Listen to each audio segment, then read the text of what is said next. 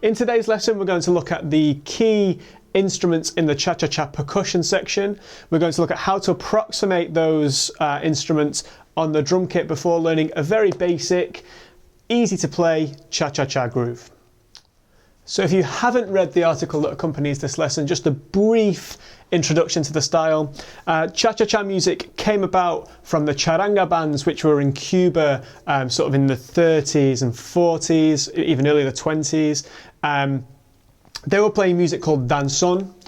Danzón was fused with music from New York, like mambo, and that created cha-cha-cha music. It's identifiable because it's a slower tempo and it's a 4/4 time signature as opposed to a cut time feel like in salsa music. You'll also likely to hear the flute and the violin in cha-cha-cha music, which isn't very common in salsa music. And you'll hear a very prominent guiro pattern as well as a high-pitched cowbell.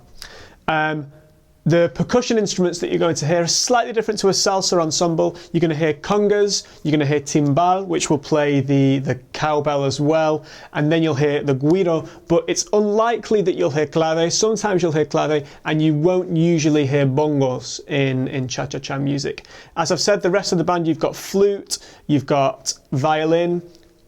If there's no violin, the violin part will often be played by a horn section. You'll hear piano, you'll hear bass, and obviously you'll hear a vocalist as well. We're going to move on to probably the most discerning feature of the cha-cha-cha percussion ensemble, and that's the Guido pattern, and this is how it sounds.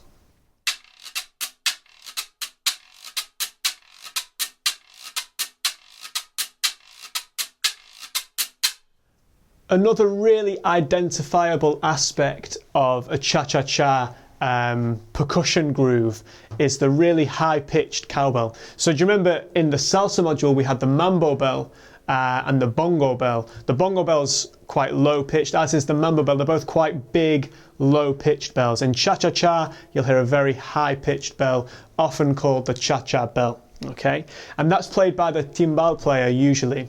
And this is how it sounds. I'll show you first of all a very basic pattern and then how you can embellish that pattern, how you can make that pattern slightly more complex.